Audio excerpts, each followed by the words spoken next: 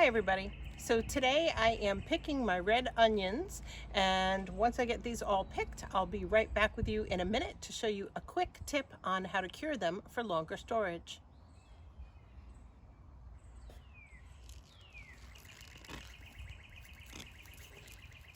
So I've got my onions all picked, and as you can see, I've got a nice little pile. Now these are just my red onions. My white onions aren't quite ready to do yet, which works out well because it lets me cure them separately.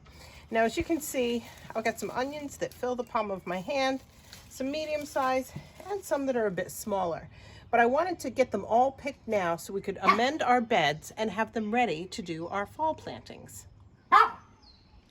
So white onions do last longer in your pantry than red onions, but curing them is the key to making even the red ones last longer in your pantry.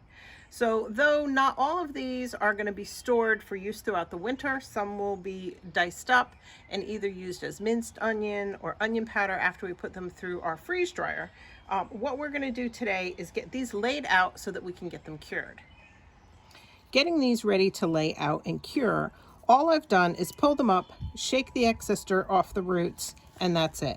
We're not going to wash them. We're not going to cut the roots off. We're not going to cut the tops off at this point. Right now, our focus is laying them out to cure and dry. Okay, so what we normally use is anything that is going to allow us to have plenty of air circulation around our onions.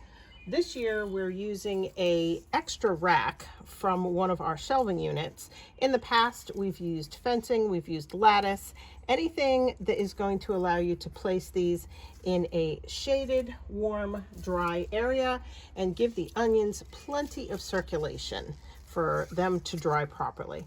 So I've laid them around on the outside every other so that I could get the greens to just go over the top of the rack. Now what I'm doing is just weaving these in through the holes and getting them all placed so that there's plenty of airflow, and it doesn't really matter as long as you don't have them too close where they get wet and rot.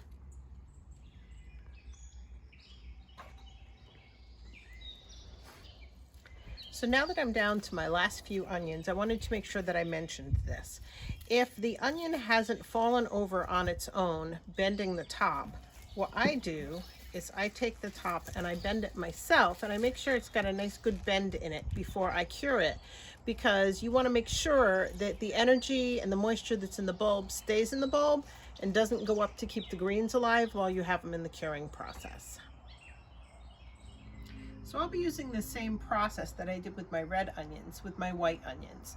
The thing to remember, no matter what type of onion it is that you have grown, if you're planning on putting them aside for storage in your pantry, you want to make sure to cure them and make sure they are completely dry before you put them away for storage.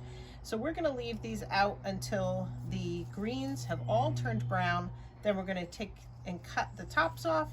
We're going to take off the roots, and then we'll put them away in a cool, dry, dark place, making sure that they still have plenty of air circulation. So remember, even after you've stored your onions, you're not quite done. You want to make sure you check them often so that if any are starting to get soft, you remove them from the ones that you're storing so they don't cause the other ones to rot and go bad. Now, if you have any great tips for how you store your onions, please make sure you leave us a comment. And until next time, everybody, take care.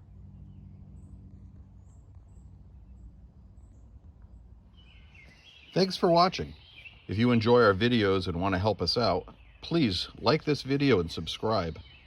If you know someone who would like our videos, make sure to share, as this really helps our channel out.